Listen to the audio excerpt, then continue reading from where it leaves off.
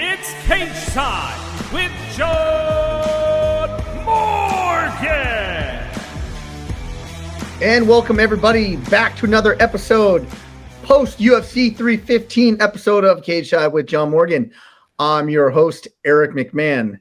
I'm going to be the first to say that my prediction of this weekend did not hold any water whatsoever. I couldn't have been more wrong. But we will get into that. Let's bring in the man. His name's on the marquee. You follow him on X, John Morgan _MMA. What's up, man? Oh, man, I can't help but laugh at that a little bit. And not laughing because, I didn't want to see Belal Muhammad do well. I did. But it is funny. And I respect you that because when you nail it, and you nail it a lot more than you don't nail it, your breakdowns, your technical analysis, you're the first to jump on here and be like, hey, told you so. Who told you exactly how it was going to play out? It was your boy, Eric McMahon. So, conversely, I respect the fact that you sit here and say, you know what? I got that one entirely wrong. And Jack Della Maddalena is a UFC welterweight champion. But a lot to talk about. If there's anything more exciting than a pre-pay-per-view show, it's a post-pay-per-view show because there's a lot of moving parts now.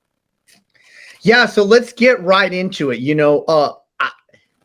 Before we get into breaking down of the main event, the co-main event, even the featured Jose Aldo fight, the cards that everybody shit on end up being the best cards. And again, this rang true this weekend. I saw reports, eyes were down, like leading into it. People were complaining. I'm telling you what, this was one hell of a fight card. It was very exciting. And you can argue whether you think the pricing structure is right, but if you do, you're getting your bang for the buck on a card like this. Every fight delivered, it exceeded expectations, and it was and maybe because my expectations were low going into it, it was a hell of a fun night, but it was just everybody that I watched it with said this was a great fight card. I thought it was as well, man. I thought going into it, people were being a little bit harsh on it. I mean, I get it. Like, the expectations are high and the pay-per-view prices aren't cheap. And I understand. People want as much as they can out of their entertainment options. But I felt like it was a fun fight card from start. I mean, the night started out with a huge KO, and the action just kept rolling the whole way through if you watch the whole card. So I agree.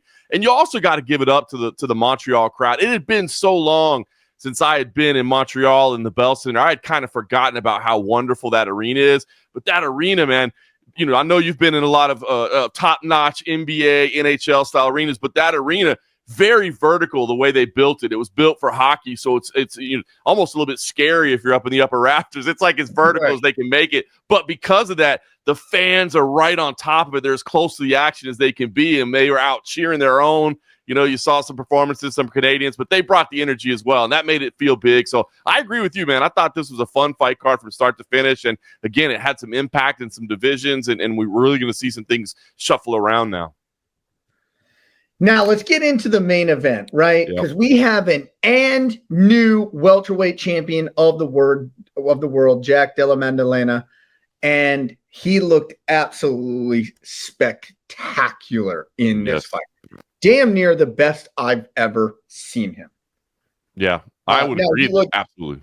He looked good against Gilbert Burns, but there was deficiencies that we thought were going to be exposed in this fight, and it didn't. Let's go back to the breakdown of what I said last week. I said, listen, I think Belal Muhammad is criminally underrated.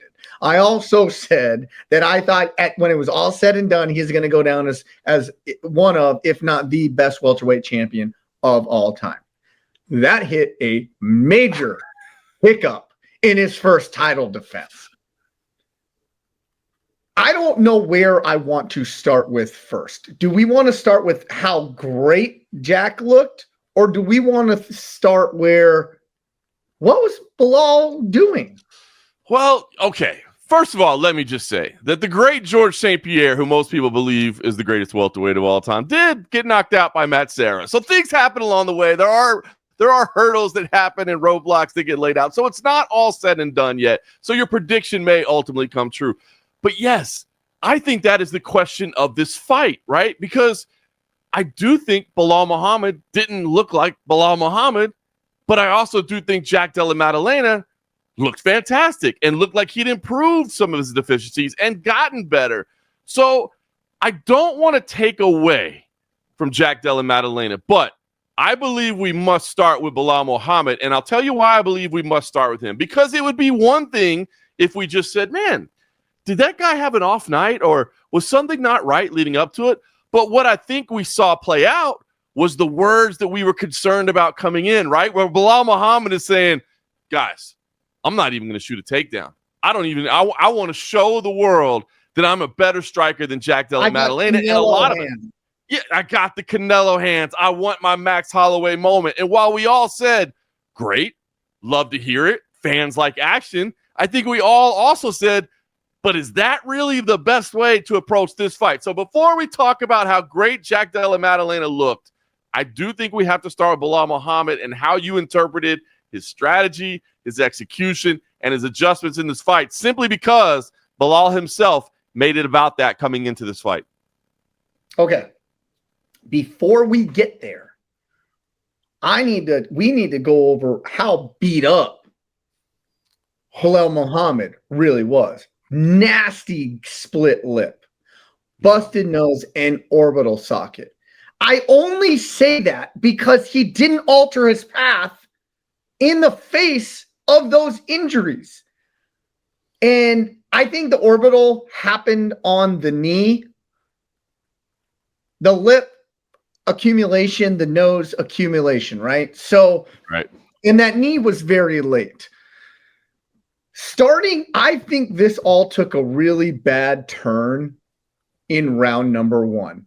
Yep. I'm watching this, and there was, in the first minute and a half, Belal took a couple really big shots, and in my opinion, he never recovered from them. Now, I've never seen Belal take any really big shots that affect him, and he did early. So that's really the question, is why and how? And it just seemed to me that he never got out of, I'm not going to say first gear. Let's say he never got out of second gear. He never got into 3, 4, and 5. When I'm watching this through 2 rounds, I'm saying to myself, he's going to box with him. He's going to lure him into this boxing match where he's not winning, but he's doing okay. And he arguably won the 2nd round. He arguably won the 4th round. And yeah, to a degree, you could honestly say he arguably won the 5th round, right? Even though judges were 48-47 on 2 cards and 49-46. No complaints about it. Yep. But I was expecting that flip to switch at some point, and the switch never flipped. And I keep on going back to why. I don't think he's too prideful in saying that, hey, I better go to my grappling. I just don't think that's the case. Right. What I really think is the case is he got tagged very early. And when you get tagged hard early like that, I always say it's like a video game. You go from here, your power level from here, and it goes in half right away. I've never seen Belal Muhammad exhausted. He was exhausted. And we did at the end. And I put all that into the same category. He took heavy damage early, ones that we might not be able to see, but I've never seen him buckle, and he hit it very well. And I saw him buckle on a few occasions, one in that very first round, right, where it just buckles him really quick, but he recovers very fast. But just because you recover, you don't recover back up to number 1. And I think he was lackadaisical in round number 1. He got clipped, and I just think he never recovered. That's my honest assessment of the fight. I honestly do as well, and I tend to agree with you, and I'll tell you why. And I do know that Belal is he didn't show up to the post-fight press conference. Obviously, he had the medical concerns to get taken care of, but I think he is speaking to some outlets this week and doing some media, from my understanding. So the good thing is, I think we'll get some definitive answers because he's the type of guy that will just be honest. But I think you're right, and the more I think about it, it's he talks about going in that I'm just going to stand the whole time. I'm just going to stand the whole time. I'm not even going to shoot a takedown. And then it kind of plays out that opening round in that manner. And you start thinking, why is he doing this? And you've heard a lot of people say, why was he trying to prove a point? And it seems that, but I believe perhaps that might have been simply, hey, let's take that opening 5 minutes and let's get Jack thinking we're not shooting takedowns at all. Let's let him believe that. And then round 2, that's when we make the adjustment, right? Because if you know that somebody is going to be shooting a takedown from the beginning, you can prepare yourself for that, right? You can hold your stance differently. You can hold your hands differently. You can put yourself in a better defensive position. But that's what's great about mixed martial arts, right? Is that I strike when you think I'm going to grapple. I grapple when you think I'm going to strike. And therefore, the element of surprise will have you completely off balance. And I'm thinking perhaps, now this is just me supposing, and this is a guess. Hey, maybe the game plan was let's do just strike that opening round so that when Jack goes back on the stool after the end of the opening 5 minutes, he says, okay, he is going to stand with me the whole time. Let's go. And then he comes out, gets a little aggressive, gets a little bit defensively irresponsible. As you said, you flip the switch to the grappling. But by the time it was, ready to implement those decisions, you're right. I think he was already hurt. And so that's where I think the piece of Jack Della Maddalena obviously got better as well and reacted well to all the takedown attempts that were there. But I think you're 100% right. I think he was already depleted after that opening 5 minutes and therefore was not the effective 100% Belal Muhammad that we're used to seeing. Yeah, I mean, I have nothing, and this is a credit to Jack rather than a detraction in that regard, or detraction from Belal Muhammad. One, I think Jack's coach, I was always referencing like, dude, this dude knows what he's talking about. This is the type of coach you want in your corner. He's motivational. He's giving you exactly what you want to do. Exactly. There's no wasted words or hubbub with that guy. And I was like, dude, this guy is a phenomenal coach. But back to Belal here is I think when he got compromised round number 1, it just was like everything's out the window. And whether it's he's never been ultra compromised hurt, which you don't know how you're going to react. Yeah, he had the eye poke. Yeah, he's had a couple losses, but has he ever been beaten up before? Like, he got beat up regardless of how close you think the fight was. He got beat up. You can make arguments around 2, 3, 4, 5, like who won each round, because they were very, very close. And it was a very, very fun and entertaining fight. But the impact, the speed was better. The impacts were harder. And Belal outstruck him to a degree in I think 3 of the rounds, but the damage wasn't even close. And I take that back to just everything going out the game plan of I got hurt early. I got compromised. Everything went out the window. I don't have my faculties necessarily back to me yet. And it was round number 3. I said, okay, he has got to start grappling now. Yep. And his first shot that I really noticed, he tried a high single one time and the leg slipped out. And I was like, okay, that was weird. I've never seen that before, where he tried to do it without really like holding on to the leg. But then the first real takedown, he's trying to get it from his knees and he was diving at it. Did you see that? I'm like, I've never seen him like dive at a takedown before. Where he really started getting is, I think, where his faculties started getting back to him is in that 4 and 5, where he was able to get in the clinch and then, shuck up under and start taking the back. But up until that point, he was just flailing to a degree on those takedowns.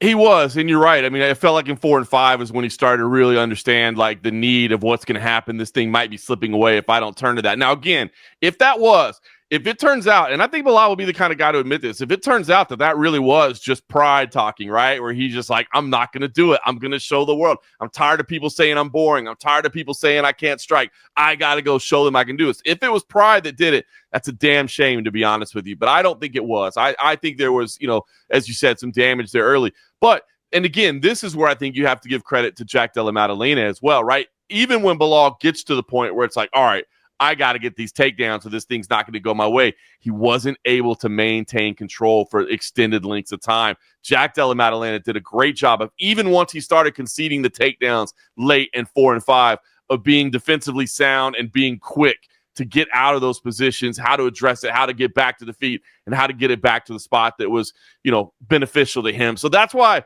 and again, I find myself in this position a lot, but in this fight especially, it's like, especially with a guy doing what he's done. I mean, 18 wins in a row. What a story for Jack Della Maddalena, right? I mean, the guy 2 to start his pro career.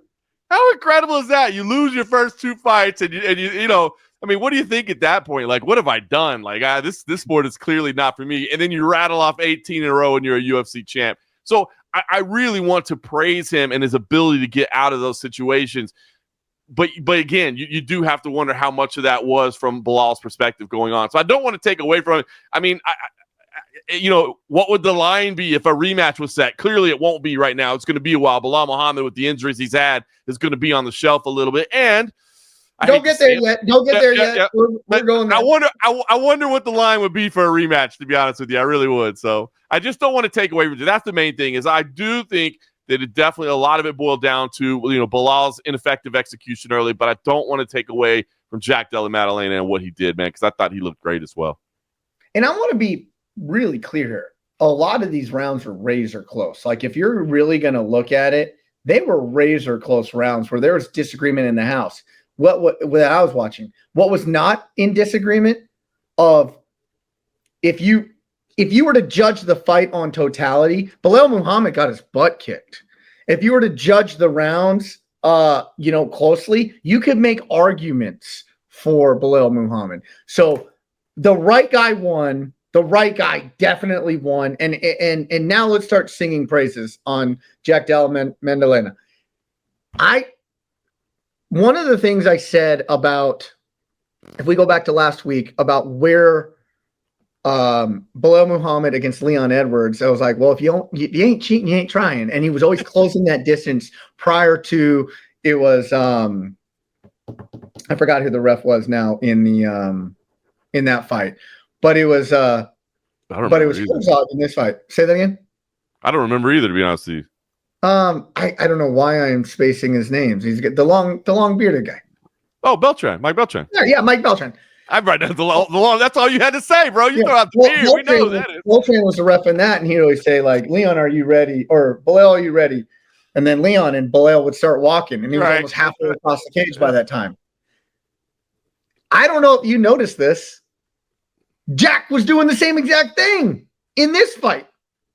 I did. And so what he did is he says, I cannot let Belal Muhammad move forward. I cannot let him dictate the range. I cannot let him dictate the pressure. I have to do it. And he did it very early on. When have you ever seen, and I'm not just going to say for a little bit, for a lot of this fight, when have you ever seen Belal Muhammad move backwards?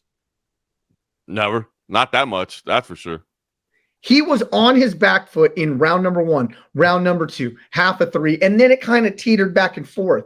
But right out the gates, Jack was saying, nope, this is my cage.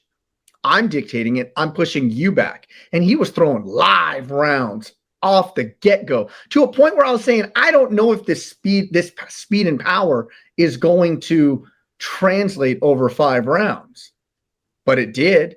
And moreover, rather than just throwing live, fast, hard rounds, his strategic timing in throwing these shots was spectacular. Really was. And just as you said, the awareness of where he was in the cage as well, right? Because you don't want to be up against the fence with Belal Muhammad. Like, that's not where you want to be. You want to be out in space. You want to be in the center as often as you can.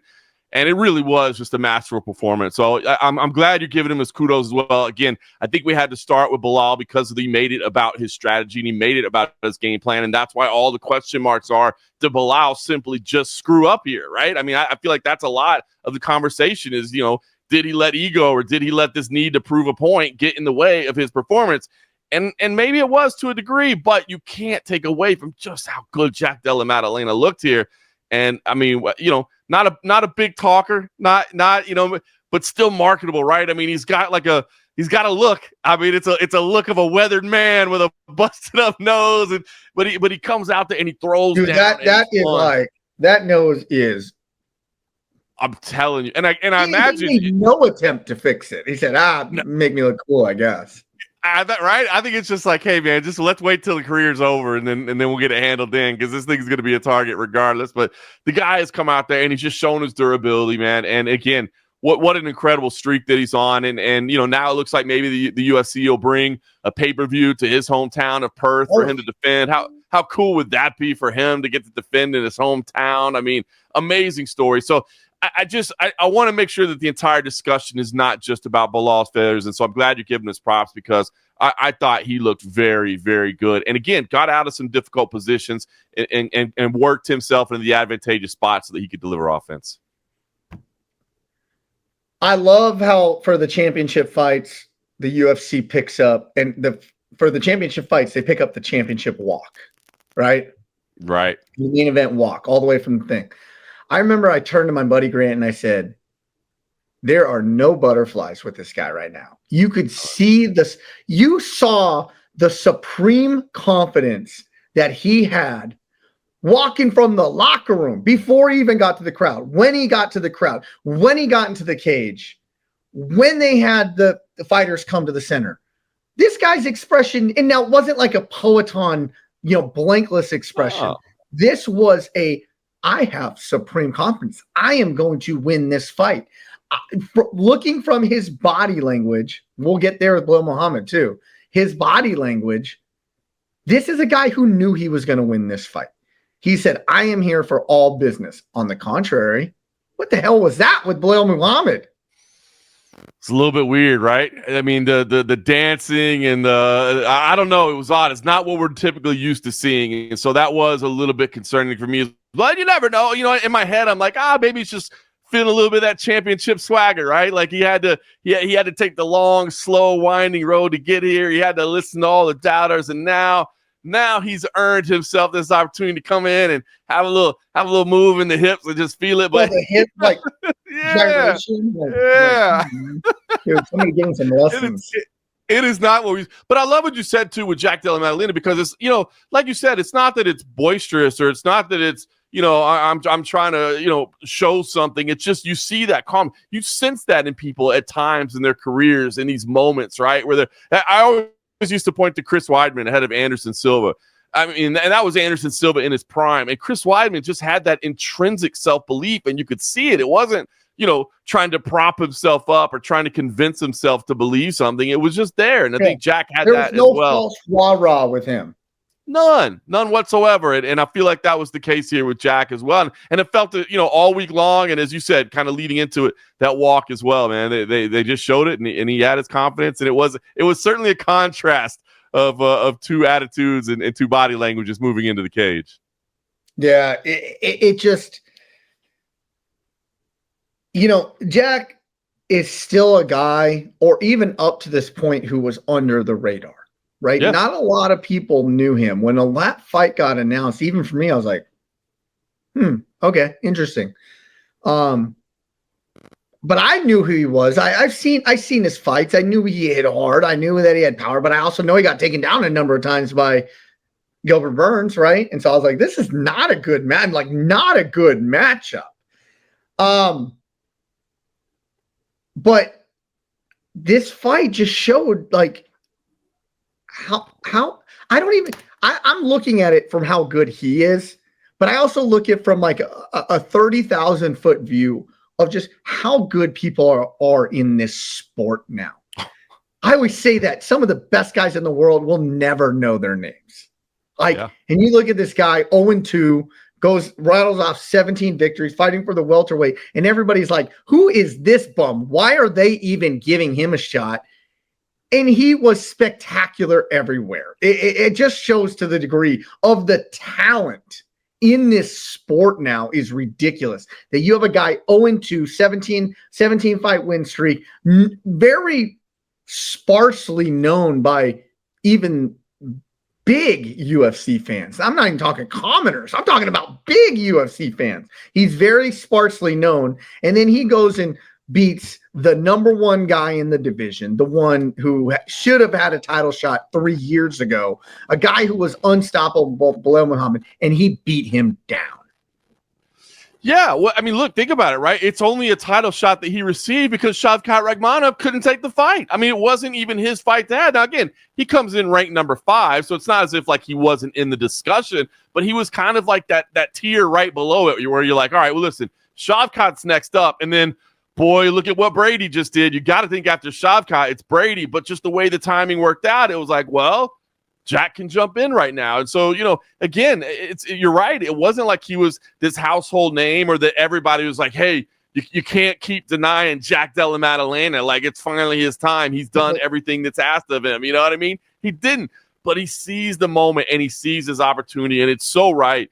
The talent level that continues to develop and just get better and better and better as the sport progresses is amazing. I mean, what we've seen is just, generational growth of the sport is incredible. So amazing, right? Amazing. And amazing to see what is going to happen moving forward, right? Because Jack's going to have a lot of challenges on his plate, a lot of very difficult challenges on his plate. Okay, well, let's get there. We do have Shavkat. We do have Brady. Oh, yeah. We have the number 1 pound-for-pound fighter in the world, in Islam Makhachev, saying, I'm going to wait to see what happens in this main event, because we all knew he was not going to fight Belal Muhammad. Right. But now, we have Jack Della Maddalena now as the champion, and all roads point to that is going to be his first title defense. I don't think it's necessarily like, oh, Jack has cleared out the division. We do that. But Islam is that crossover international star now. The father's plan coming to fruition. Guy who's ran through the lightweight division, and Ilia Topuria must be extremely pissed off. But a 170 fight is the fight to make. I think it's the fight right out the gates to make. What say John Morgan? It's interesting, right? Because, again, all these dominoes kind of fell because of the results of this fight and where everybody moves. And I'm a little bit torn on it, right? Because I think most people would say, look, listen, you can watch one fight. You can either watch Islam Makhachev and Ilia Topuria, or you can watch Islam Makhachev and Jack Della Maddalena. Personally, I want to see Islam and Ilia. That's the fight I'd rather see out of those two fights. So for that reason, I say no, it's not the fight to make. But Islam Makhachev has said, listen, part of my legacy is that I want to be a 2-weight world champion. And respectfully, he said, I'm not going to go fight my guy Belal Muhammad. So if he's the champ, then I'll sit back here and I'll wait. But I want this. And Islam has been a company guy. He's been a dominant champion.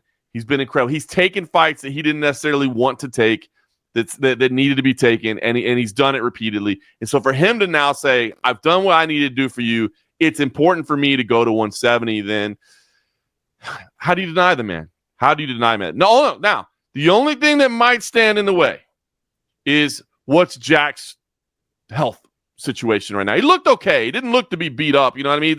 So timing will come down to it. Where's this Perth pay-per-view? All that. So maybe there's still a little bit of glimmer of hope that Ilia stays, and we get that fight, but I don't think so. I think the fight that's going to be made is Islam Makhachev and Jack Della Maddalena, and I get it, and I'm not opposed to it, and I think Islam deserves it, but I got to be honest, as a fan in me, I would be more interested in Ilia Topuria, Islam Makhachev. Well, and Islam already came out and said, I'm going to vacate, right? Like, I'm just going to vacate it, right? So in my opinion, he's putting the UFC between a rock and a hard spot, like saying, well, I'm not going back here. I'm not taking that fight. I'm going to vacate and I'm coming up. So you either give me the title shot right away, which is deserved. He deserves it, right? And so I think that's the only fight to make. Jack already said, hey, man, I'd love to welcome him to the welterweight division like that. Imagine being that being your first title defense. Like, one, you're going to get paid through the effing roof. Yep. Like, what do you think is going to make more, Islam or Sean Brady? You know what I mean? Yeah. It's Islam all day. Gosh, I would take that fight. And can you imagine the story of Jack Della Maddalena if he loses his first two fights, rattles off 18 straight to take the UFC belt, and then the pound for pound number one moves up to challenge him, and Jack knocks him out, gets another impressive decision, whatever it may be. I mean, what an unmatched, unfathomed, just unbelievable ride that would be, but certainly not an easy challenge. So it'll be interesting to see how it comes together, right? Because, does that mean that Jack has to go to Abu Dhabi to do it? Because we know Islam fights a lot in Abu Dhabi. I don't think so. Because I think at that point, Jack could push back a little bit and say, hey, I'm all for the lightweight champ coming up to fight me. I have no problem giving him that. But you can't make me go to, quote unquote, his backyard, right? Because Abu Dhabi is much more friendly. It's not where he's from, obviously, but we understand the cultures and everything over there. He lives there a lot. He trains there a lot. I think Jack could push back and say, listen, I get it. I know I'm the new champ. I know I'm not the number 1 pound-for-pound guy. But if he's coming to take my belt in my division and I'm giving him this opportunity, I'm not doing it in Abu Dhabi. Let's get this Perth card happening. Let me fight my hometown against the number 1 pound-for-pound guy. I think that's a fair position and a fair argument for him to make. Is there any argument for Belal Muhammad to get an immediate rematch? Or do you think that ship has sailed with, one, he just didn't look like himself. Number 2, I could only assume buys were way down for this card. I think from a meritocratic standpoint, if you wanted to do the rematch, you absolutely have a sales point, right? Belal Muhammad, the guy that had to scratch and claw for everything that he had, the guy that never said no to any fight, the guy that could have said, I'm not facing Jack Della Maddalena. I'm sitting on the sidelines and I'm waiting for Shavkat Rakhmonov because he is the guy that's next in line right now. You know, Jack Della Maddalena at number 5 does not deserve this opportunity. I'm not taking that fight. So from that, from that angle, you could make the argument. Now, there's 2 big things standing in, and you nailed it. Well, number 1 is his health. How long, when is Jack ready to fight versus when is Belal ready to fight? We don't know that yet. There's going to be some healing up. But I think you hit it spot on, right? I mean, we've said it going in. And you and I are on the Belal bandwagon. You know what I mean? We're trying to grab people and say, hop on, you're missing the boat. So this is not coming from a position of like so many people out there who are detractors and doubters of Belal Muhammad. But if we're just talking about from a business perspective, you're right. I'm sure the buys weren't great on this. There was talk all week long of, oh my gosh, the fan interest is low and look at these tickets that are available, et cetera, et cetera, et cetera. Why is this headlining?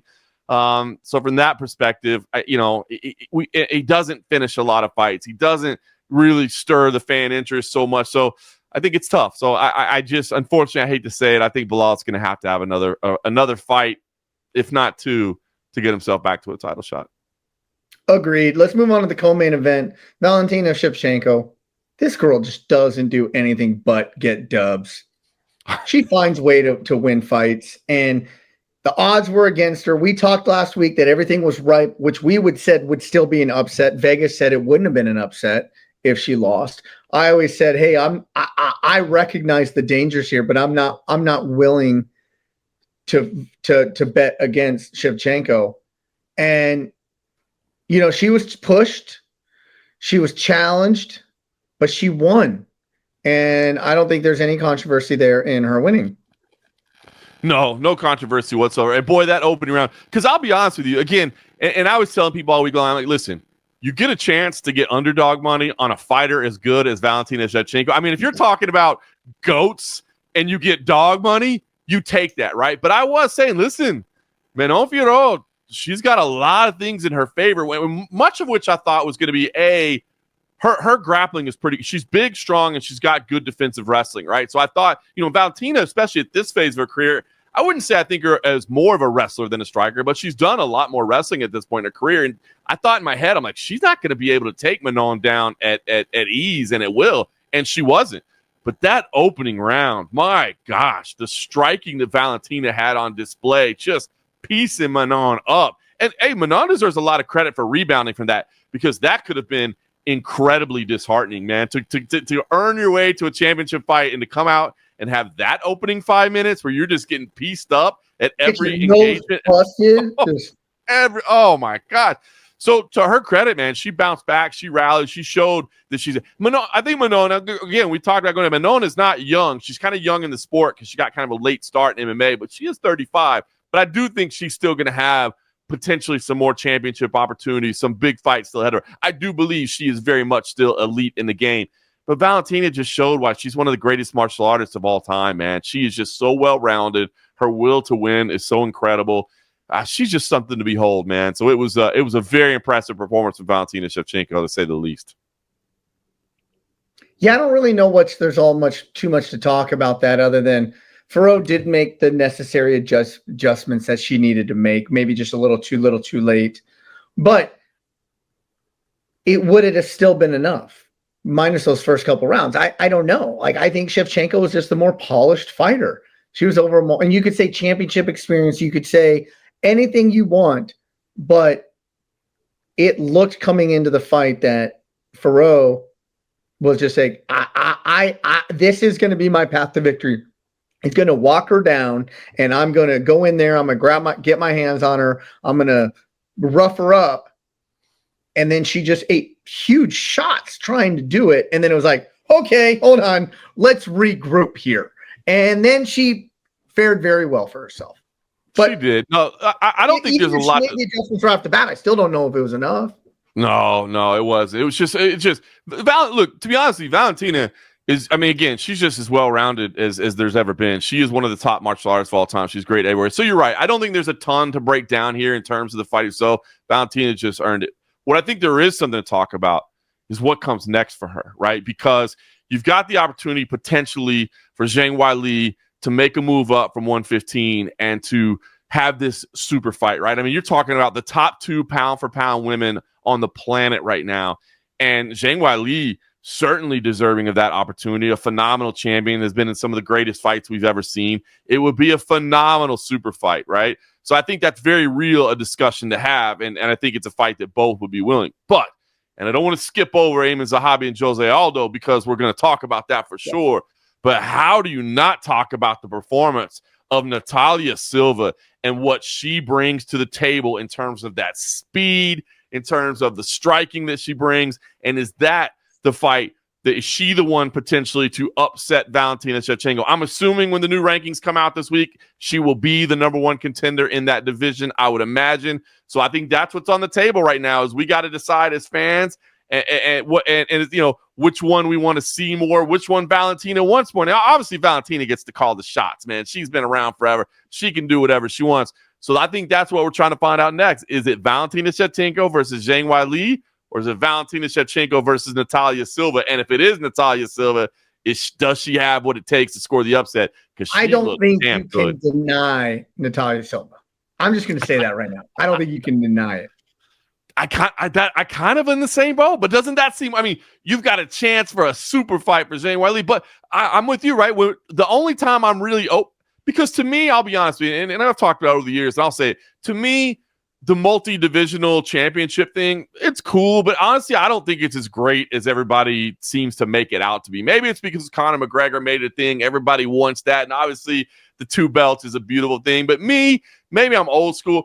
I like to know, give me that Demetrius Johnson, you know, George St. Pierre, Anderson Silva, like, well, is there anybody in here he hasn't fought already? Like, wait, he's beat 1, 2, 3, 4, 5, 6, 7, 8. That to me is greatness when you dominate, when your peers simply can't. So for me, I don't need to see the interdivisional matchups, but when you look at the divisions and there aren't compelling matchups, okay, then it gets where you're like, well, there's nobody else for him really to fight. Why don't they fight each other?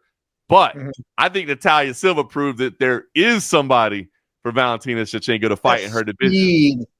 The speed that she had, you know, was just, it was so fun to watch. But hey, listen, we need to talk about Zahabi and Jose Aldo. Yep. Pronounce Zahabi's first name for me. Aiemann Zahabi. Aiemann. Yep. Okay. I didn't know if it was Aman or Aiemann Zahabi. First off, this fight was so damn fun to watch. Let's recap what got us even to this fight. Jose Aldo misses weight by 11 pounds, and that was 11 pounds after he already started. You know, he obviously was hydrating. Do you have any idea of like when the call was made, how early that call was made, and how over he was when that call was made at whatever time the call was made at? I didn't see all the details of that. I'll be honest with you. I will say that leading to this, it was my son's birthday this weekend, and I did have my parents in town, so I was doing a lot of internet. Normally, I would sit here and I would give you a minute-for-minute breakdown, but I will be honest, this past weekend, I saw it all unfold, but I saw it unfold after the fact. So it goes up in weight. It's a catch weight fight, which is very, let's just say it's. Here's the question that I have. How rough was the weight? Now, he looked like shit. Like, let's be honest, on the weigh-in scale, you know, Jose Aldo did not look good, right? But how close did he try and get there? How hard was he trying to get there before the cards were thrown in, whether the commission said we got to do it or not? Because he didn't look good. Because that's going to say like who this going up in weight favored. Jose Aldo was way fuller in the cage. He just looked bigger and fuller in the cage, but how much did the weight cut affect? I don't know. That's why one of those questions. But he was obviously the bigger fighter. He had more mass on him. He looked physically more impressive in the cage. Yeah, I mean, the call, from what I understand, again, I don't have the exact minute for minute breakdown. From what I understand, it was Thursday night, kind of when the decision was made, and Aldo was struggling, and I think he was kind of about where he was, to be honest with you. He was still 8 or 9 pounds over. And that's when the call was made. Zahabi had already cut down pretty close to bantamweight, but I guess, realized the opportunity was great. I think he even said in the post-fight that, George St. Pierre, of all people, was like, listen, this just makes the story even better. So cool of that, to have those type of people around him to say, no, man, we believe in you. You believe in yourself. Because it would have been well within Zahabi's right to say, man, listen, that's ridiculous. Like, I can't do that. Look at where I'm already at. Because, again, then you're going to see on fight night, if Aldo hasn't cut down, okay, yes, I'm able to rehydrate, but he's already starting from a position 8 or 9 pounds ahead of me. He's going to be that much bigger, that much stronger. And he looked that in the fight, man. He looked every bit of how he did in his featherweight glory days. So, I mean, certainly a big difference. And you got to give Zahabi credit for even just being willing to step in there, much less what he did as the fight unfolded. Round number 1 was all Jose Aldo. He looked great in that round. I did make one little tell. I turned to my buddy Grant and I said, he's breathing with his mouth open. And that was at the end of round number 1. I remember noticing it. But he looked phenomenal in round number 1. But Zahabi didn't look overmatched, which I was like, this fight is going to turn. Like, what was the Achilles heel of Jose Aldo? Even going back to when he sold out that arena, when he fought I don't know, somebody in Quebec years and years and years ago, is he faded late, right? So I was like, this is going to be interesting to see. But Zahabi he took all the shots. How he nearly didn't get caught with any of those knees early was beyond me. They were fractions of an inch off. But I want to take this all the way to round number 3. That's where this turns into just a great fight to an epic fight. Jose Aldo does connect with that knee, severely hurts Zahabi, goes in for the kill, doesn't get the kill, and then has absolutely nothing left in the tank. It was crazy. Like, on the reset, you saw Jose Aldo come from, his high and tight guard to just like, he looked ultimately defeated when he didn't get that finish. So, first of all, I believe Mark Hominick would be the fight that you were talking about before with the fight in Canada. But you're so right? Like, he lands the big knee, has the big kick as well, and you're like, how is Zahabi still in there? But, man, when you see a fighter take a step back from engagement to look up at the clock and there's 3.5 minutes left, like, that's not good. Like, because that fighter is like, what? Who hasn't been in a round where, like, this thing's got to be about over, right? And you look up, like, oh, no, more than half. We still got a long way to go. And you, at that point, you knew he was just kind of done, and he was hanging on for dear life. But not for lack of trying, because, man, I mean, he hurt Zahabi bad. That took a will, just an absolute desire to battle out for Zahabi, because, I mean, he was clearly rocked. It clearly hurt. Have you ever seen I can't recall seeing a round where it was a clear 10-8 round that could have been a clear 10-8 round the other way at the end of it.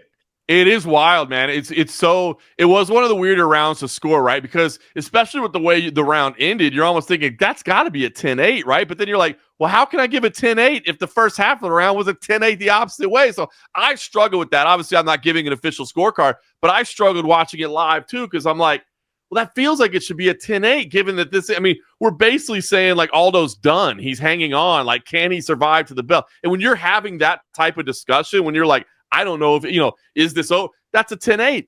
But the first was a 10-8 the other way. So ultimately, I decided on a 10-9. And that was a crazy round. You don't see many rounds like that they just switch that far in both directions. And that's what made it epic and entertaining as hell. But also kind of hard to watch a guy, in a guy in Jose Aldo, who's everybody's fighter's favorite fighter, to just get he got battered in those last 2 minutes. It was hard to watch. And Jose Aldo, one of the greatest to ever do it. Right now, listen, later in his career, if you're new to the sport and you didn't see him in his prime, and not that he's bad now, he's still competitive, he's still a great athlete, right? But in his prime, he was a wrecking machine, and it was the kicks that he really isn't able to throw as much anymore due to some kind of health issues he's had later in his career that have limited that. And that took away a lot from his game because he had some of the nastiest leg kicks we've ever seen. Nastiest. Unbelievable, right? Favors. Oh, just remember those images of Uriah Faber's leg just completely black, blue, and purple for days afterwards, man. I mean, so yeah, it's hard to watch. And Aldo is one of those guys that, like, other fighters on the roster, when he walks into the room, they're like, oh, man, dude, it's Aldo over there. The guys that, like, people in the UFC are like, bro, can I please take a picture with you? You know what I mean? Even though you're trying to be cool because you're like, hey, I'm on this fight card too. I'm on the roster, right? You know what I mean? So you're trying to prance around like, no, I deserve to be here. But then you see Jose Aldo and you just lose all coolness and you become a fanboy instantly. That's the type of respect and admiration that Aldo has. So it is hard to watch. He came back unnecessarily. He didn't have to come back, but he just loves the sport. He loves to compete. Obviously, he makes good money at it, but it's his passion. It's what he does. It sounds like he's actually done this time. Who knows? Maybe that fire was still burned within him. Yeah. It was hard to watch, but it was cool for Zahabi to get that win in Canada as well against a legend like that. Pretty spectacular moment for him, and he had to earn it, man, because he had to walk through fire to get there. When fighters retire, I didn't like this retirement. It kind of hurt my feelings to a degree. You know what I mean? I was like, oh man, like one side of his face is just, swollen beyond recognition to a degree. Yeah. He's got cuts all over the place. He just went through hell for 15 minutes, but in particularly the last 2 minutes of just like ultimate survival.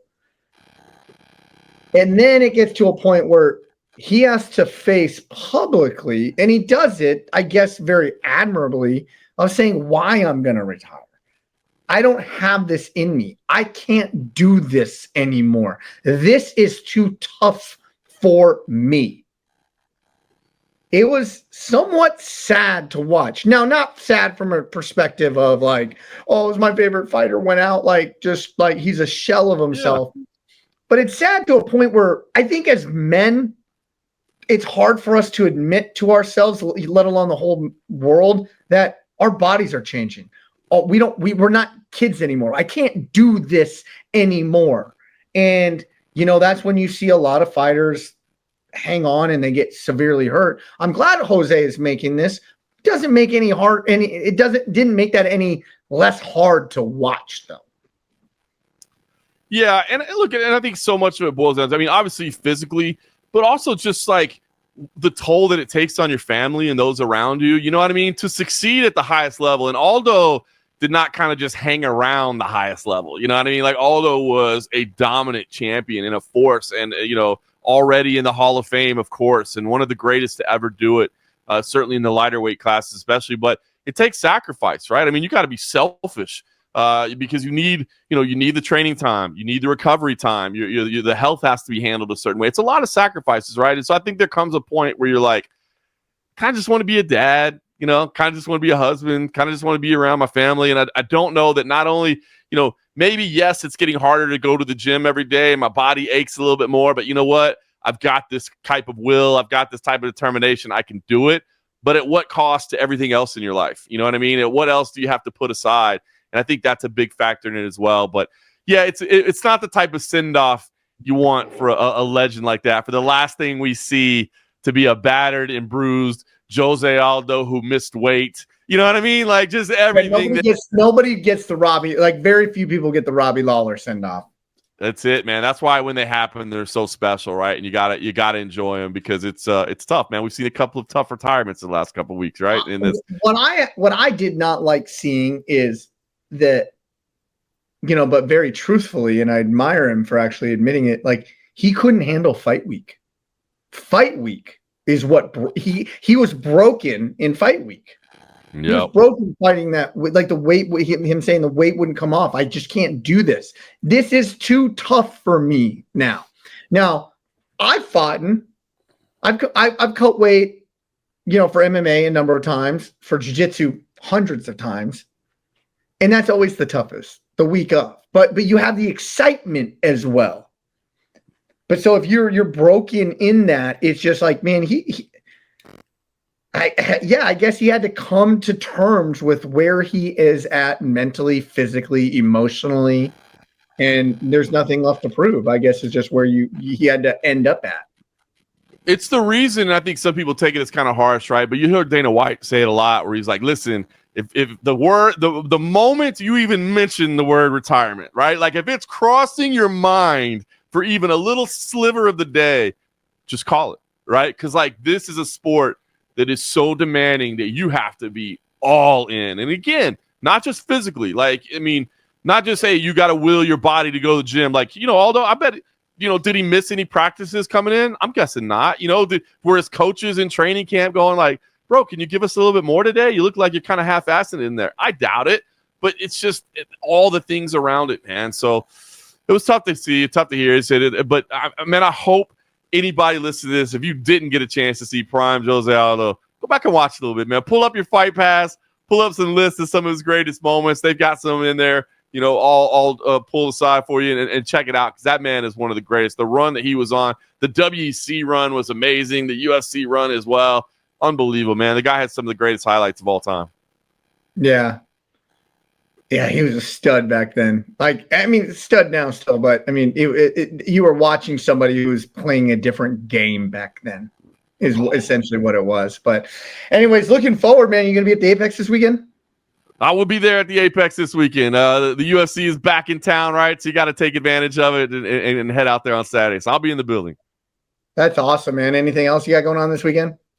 Not much. Today is actually my son's birthday, so we're finishing up the celebrations, man. He's at school right now, so he's enjoying himself and all that. But we got one last little bit of family celebration, and then my parents will fly back home, and we'll just get back to life as normal and start building up to Memorial Day weekend at CFFC. And as you said, we got the UFC in town this weekend, so that's about it. About yourself? I'm sure you've just slowed everything down. You just just chilling all day long every day and nothing to do, just hanging out. Not even close. But I do really want to talk. Is this the fight that is going to take Mike Morales to being a contender? Man, it absolutely can. I think Mike Morales is incredibly talented, man. And, he's faced, unbelievable, undefeated. Gilbert Burns is man, Gilbert Burns, I talked to Gilbert Burns a few weeks back for Grind City Media when this fight was kind of first announced, and he readily admitted the challenge that he's had. Gilbert Burns kind of talked about the fact that he had maybe let himself get a little bit of caught up too much with things outside of what really matters in terms of training, preparation, and the fight itself. You start getting business opportunities, you start getting financial opportunities thrown your way, and you start focusing on some of that stuff, and it's understandable, right? This is a business too. But at the end of the day, you got to get back to the core of it. Now, again, let's take a look at the losses that Gilbert Burns had. He's 3 in a row, so it's easy to say, come on, man. It's Belal Muhammad, Jack Della Maddalena, and Sean Brady. And, Sean Brady, obviously that one aged well. Before, you might have said the Belal Muhammad one was the more impressive. The Jack Della Maddalena was a slip-up. Now you might turn that the other way around and say, oh, well, of course. So, those losses, they have aged they look even better now. You know what I mean? But Michael Morales is he's a specimen, man. He really is, and this is a big opportunity for him. So I'm very, very excited for this matchup. I haven't seen the odds on it yet. I'm anxious to see where Gilbert Burns really is, and it's going to be. And I don't know if we're going to get that answer because I like you think Mike Morales is a special talent. So we could be looking on it and being like, can you believe the luck of Gilbert Burns? having to fight these three guys in succession, and then now Morales here. So, oh my God, would you care to guess what the line is on this fight?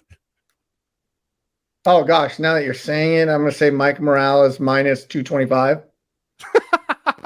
Opened at minus 430 and is as high as minus 850 right now on DraftKings. The disrespect to Dorino in there. Listen, if you're looking for don't get me wrong. We're sitting here singing the praises of Michael Morales. We're singing the praises of how good this guy can be, and this might be his breakout opportunity. But I could get Gilbert Burns at plus 575. I might not take the mortgage payment out on that one, but you might throw down a couple of bucks and just. He's a jiu-jitsu world champion. He's got knockout power. I can promise you, Morales still doesn't want to tango with him on the ground and go spot for spot with him. I don't think anybody in the world does. Just go throw $10 down, and if you win, you got your next pay-per-view covered for $10 instead of $80. You know what I'm saying? Like, I just that was shocking. I would like you. Your estimation there would not have shocked me whatsoever if that's where the odds were. To see where they're this one-sided. Oh man. Well, I was gonna say probably minus 185, and then you were like, "Oh my gosh!" So I'm like, "Okay, it might be in the 200s." No, man, that is crazy. So wow. But who knows? I picked like shit last week. So. Yeah, you're like, I'm so out of touch with how things should be right now. I don't even know. It's so funny. I'm in this pick'em league, and the first pay-per-view, like the pay-per-view ago, like I was in first place, like heads and tails. And then everybody's picks started coming in. They were going off of name value. I'm like, these people are stupid. They don't know what the hell they're talking about. And then I'm like, now I'm in like second to last place off of one card. It's crazy how hot and cold you can run sometimes, right? I was interested co-main event. Rodolfo Bellato is a minus 500 over Paul Craig as well, so a big favorite there. So a pretty one-sided odds in the main and co-main event. But yeah, back to the Apex this weekend, and then next week it'll be CFFC with back-to-back events in Atlantic City, and then it'll be the Apex to close out the month in Vegas as well. So after the show's been on the road for a little bit, happy to get some events back here in Las Vegas. So I'll be at the Apex pretty soon. Yeah, like honestly, I always tell people this. Like, people might poo-poo on the Apex, but when you're there, it's fun. It's a fun time there. I get it, man. It's different. It's not the same. When we talked about how great the fans were in Montreal, right? I mean, it was unbelievable, right? But listen, these Apex shows are necessary. These athletes need to get fights.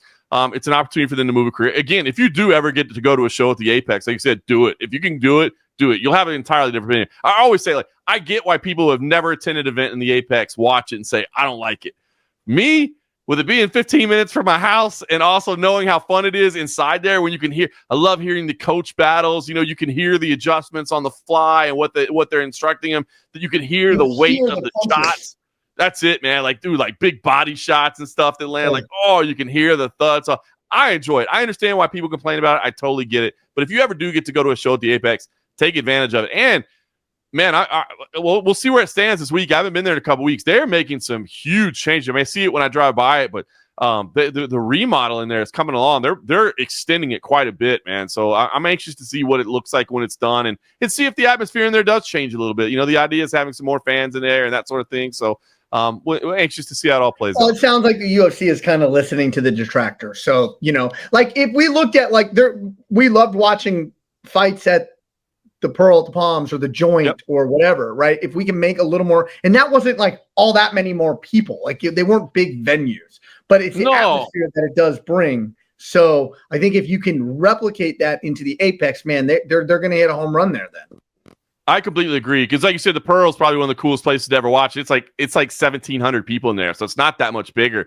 But I think the other thing too is making sure there's actual tickets to the common fan. Because to me, it's not just the number of people; it's the people that are in there. Like most of them are VIP. Like right now, I think they only sell like the VIP seats. You know what I mean? So that's VIPs, and then like invited guests, and it's not just that casual fan that's going crazy. White auction winners and stuff. Yeah, stuff like that aren't going to go in there and just lose their mind and be crazy because they're cutting loose for the night. You know what I mean? So I think having some more affordable tickets as well, so you can get some more of the common fan in there. I think that'll help it a lot. So I'm hoping. I do have high hopes for it. Again, I have a different perspective of it than most people because I like the fact that it's just down the street from my house. But I have high hopes for what they can do with the redesign. Yeah, man, it's gonna be cool. Well, it was a fun episode. Jack Della Maddalena and new welterweight champion of the world. Anxious to see who his first title contender is going to be. I'm leaning towards it's going to be Islam. I'm pretty confident I'm going to say that, but you never know, man. Islam's going to be jumping over a few people to be getting that shot, you know? So, yeah. Well, say that again. I said a lot of challenges for him. I mean, obviously, if you beat the pound for pound number one, that's a hell of a statement. Maybe just walk away at that point and say, let's see what's easy enough. Jack, I'm going to give you a bit of advice. If you get Islam and you beat him, retire. Done right there. Like, look, I did. I mean, how amazing that be? I just came in. I won 19 straight fights. I took the title. I beat the pound for pound number one. And I said, peace. See you later. Yeah, I'm out. I made a boatload of cash for those two fights in particular. Well, with that being said, for John Morgan, I'm Eric McMahon. Enjoy the fights.